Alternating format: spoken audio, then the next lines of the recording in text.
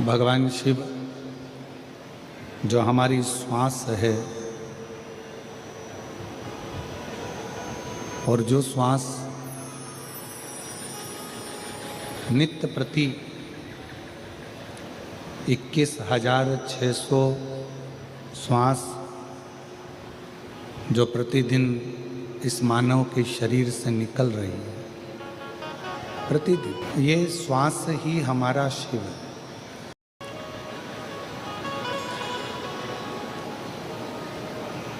और जिसने मानव शरीर में निकलने वाली श्वासों को, ग्रहण करने वाली श्वासों को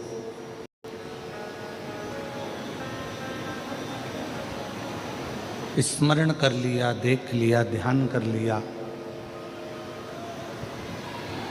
तो ये समझें कि शिव को पा लिया। ये 21,600 श्वास जो मानव के शरीर से रोज आ रही और जा रही है,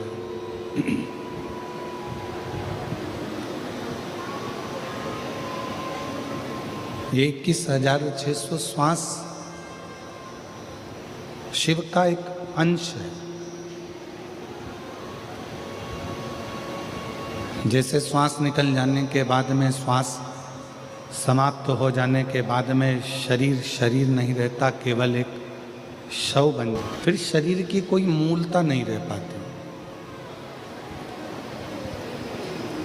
फिर वो शरीर श्वास जाने के बाद में केवल एक शव का एक स्वरूप है।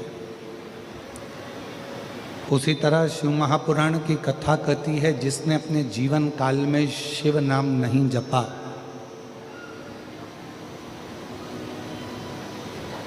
जिसने अपने जीवन काल में शिव नाम नहीं लिया, शिव का स्मरण नहीं किया, शिव की विरल भक्ति को धारण नहीं करा, भगवान शंकर का नाम नहीं लिया, शिव नाम का स्मरण नहीं किया, वो भी एक शव की तरह।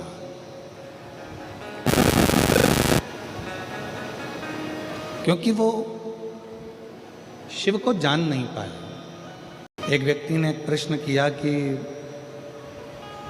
माहेश्वरी समाज की उत्पत्ति भगवान महेश से हुई है और ये संपूर्ण विश्व की उत्पत्ति किससे हुई? तो हमारा निवेदन है इस व्यासपीठ के माध्यम से, केवल माहेश्वरी समाज की ही उत्पत्ति शिव से नहीं, भगवान महेश से नहीं, बल्कि जितना भी ब्रह्मांड की रचना आप देख रहे हो, ये सब भगवान महेश की ही रचना है, भगवान शिव की ही रचना है।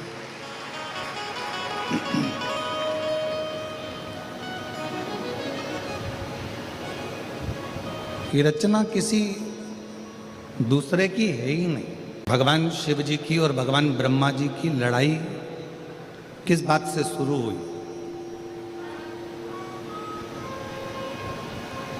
केवल एक छोटी सी बात थी। भगवान शिव जी ने भगवान ब्रह्मा जी से केवल इतना कहा कि इस सृष्टि की रचना जब आप करें तो थोड़ा सा अहंकार अपने अंदर मत आने देना, डीले कम करें, थोड़ा बहुत भी अभिमान अपने अंदर मत आने देना। और केवल ब्रह्मा जी से भगवान शिव नहीं कह रहा, भगवान शंकर प्रत्येक संसार के मानव से, हर व्यक्ति से, हर जीव से शिव एक बात कहते हैं कि कोई भी कर्म करो, जो आपका मन पड़ जाए वो कर्म आप करो, पर कर्म में अभिमतता को सामने प्रकट मत होना।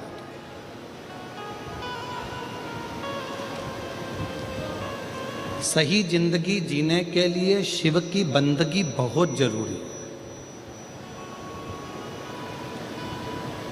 और जिस मानव ने ये जान लिया कि जिंदगी अगर सही जीना है तो शिव की बंदगी करना पड़ेगी, शंकर की आराधना करना पड़ेगी, शंकर की बंदगी करना पड़ेगी, तो समझ लो कि जिंदगी हमारी सार्थक हो गई। शिव की बंदगी के बिना हमारी ये जिंदगी ठीक नहीं हो सकती। मेरी जीजियों, मेरे जीजाओं, मेरी बेटियों, बेटाओं, मेरी माताओं, मेरे भाई, मेरे बुजुर्ग, माता पिता तुल्य जितने भी विराजमान हैं, हैदराबाद की इस पवित्र तेलंगाना की इस भूमि से कथा को, तत्व को ग्रहण कर रहे हैं, वो अपने जीवन में उतारना कि सही जिंदगी बनाने के लिए शिव की बंदगी बहुत जरूरी है।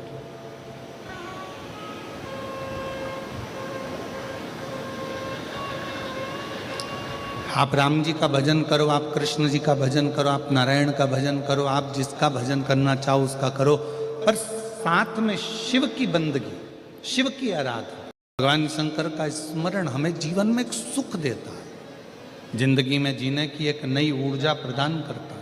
ब्रह्मा जी को भगवान शंकर ने केवल इतना सा समझाया कि सृष्टि की रचना करो, पूरा संसार की रचना करो, पर अहंकार रखकर मत करो। तुमने अगर थोड़ा सा भी अभिमान अगर अपने अंदर रख लिया और तुमने सोचा कि ये सृष्टि की रचना मैंने करी है, तो ये ठीक नहीं है।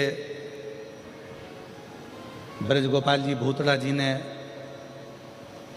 अपने शब्दों में एक बात कही कि गुरु जी, ये इतना विशालतम जो कथा हो रही है, ये कथा कोई मैं नहीं करा रहा हूँ, ये कथा कराने वाले तो हमारे देवादिदेव महादेव भगवान महेश, भगवान शिव और हमारे पूर्वज हैं।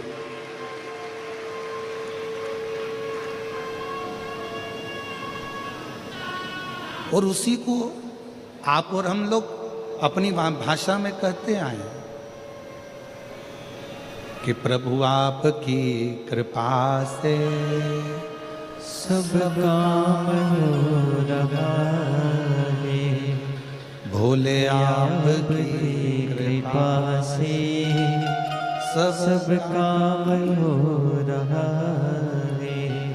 करते हो भोले बाबा, मेरा नाम हो रहा है। बस इतना सा निवेदन है कि संसार की लौकिक बातों को छोड़कर संसार की बातों का स्मरण ना करते हुए भगवान देवादिदेव महादेव की बात का स्मरण करें। राम नाम, कृष्ण नाम, शिव नाम, नारायण, जिसको तुम भज सकते हो, जिसका तुम स्मरण कर सकते हो, उसका स्मरण करो।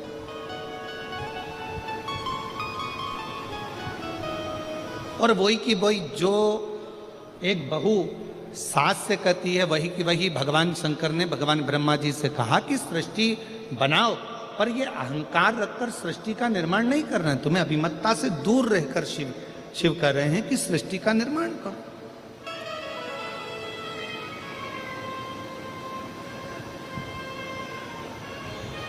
सहन नहीं हुआ ब्रह्मा जी से,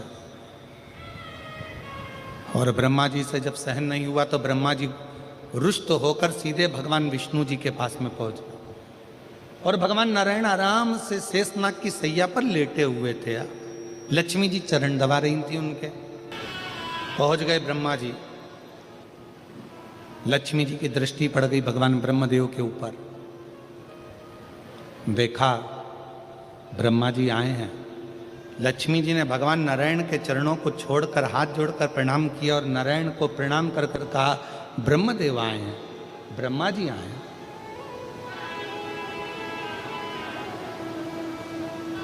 ब्रह्मा जी? हाँ। भगवान विष्णु उठे। ब्रह्मा जी ने प्रणाम किया भगवान नारायण को, नारायण ने प्रणाम किया भगवान ब्रह्मा जी। कितनी सुंदर बात है।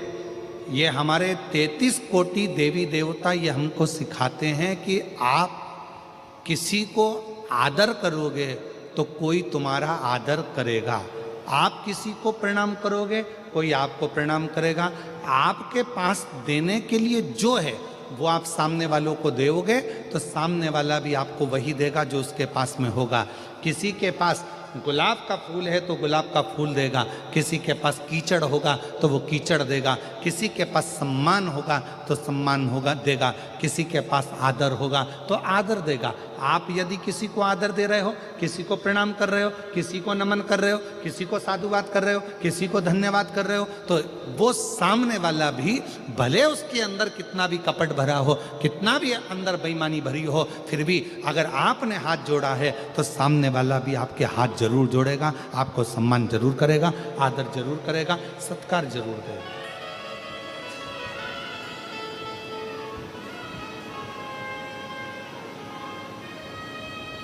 आपके पास देने के लिए क्या है, ये आपके ऊपर निर्भर करता है। ब्रह्मा जी ने प्रणाम किया, भगवान विष्णु ने प्रणाम किया। भगवान नारायण ने पूछ लिया ब्रह्मा जी से कि किस कारण से आपका आगमन हुआ है, क्यों आए हो, क्या हो गया, किस लिए आना हुआ। तब ब्रह्मा जी ने कहा कि सृष्टि की रचना मैं कर रहा हूं, सृष्टि की रचना मैं कर रहा हूं। भगवान विष्णु समझ गए जहां पर मैं का संबोधन आ जाता है, जहां पर मैं का संबोधन लग जाता है, फिर वहां अहंकार आकर विराजमान हो जाता है। और यहां मेरा कुछ भी नहीं होना चाहिए। कथा करवाने वाला शिव, कथा वाचने वाला शिव और कथा सुनने वाला भी शिव। कितनी सुंदर बात कही कि स्वयं ईसर जी और गोरा जी के रूप में भगवान शंकर पार्वती गणा और गौर बनकर शिव महापुराण के यजमान बनकर कथा को श्रवण कराते हैं, श्रवण करते हैं, कराते हैं स्वयं शिव।